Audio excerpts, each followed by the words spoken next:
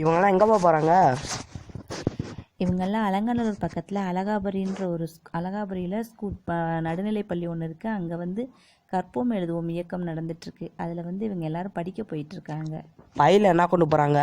பையில் அவங்களுக்கு தேவையான note, book, slate, pencil, eraser, சாப்பிட்றதுக்கு தட்டு, தண்ணி எல்லாம் கொண்டு போகிறாங்கப்பா. தட்டு எதுக்கு?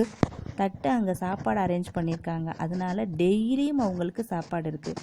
அவங்க டெய்லியும் போய்கிறது, படிக்கிறது, படித்து முடிச்சுட்டு சாப்பிட்டுட்டு வீட்டில் வந்து ரெஸ்ட் எடுக்கிறது தான் அவங்களோட வேலை. அப்படியா? ஆமாம், காலையில் களைப்பு தெரியாமல் இருக்கணும், இதுக்காகவே ஒரு காரணம் சொல்லுவாங்க.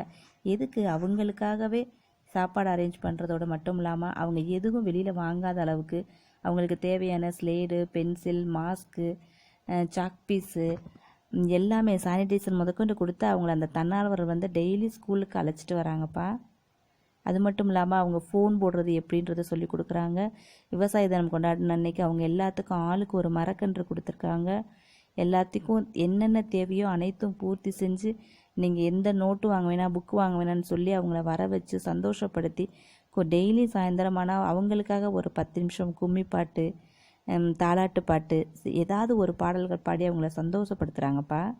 அப்படியே அந்த ஆசிரியர் நல்லா நன்றி தெரிவிக்கணுமே.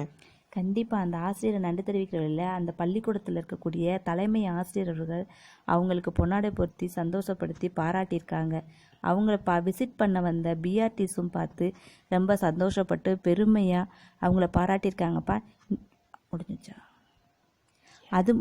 அது மட்டும் இல்லைப்பா, அதே ஸ்கூலில் படிக்கக்கூடிய முகிலன் அப்படிங்கிற ஒரு ஸ்டூடெண்ட்டு இவங்க செஞ்ச நல்ல செயல்களை பாராட்டி யூடியூப்பில் அப்லோட் பண்ணி அவங்க எல்லாத்துக்கும் வந்து இதை ஷேர் பண்ணிகிட்ருக்காங்கப்பா. அப்படியா? கண்டிப்பாக.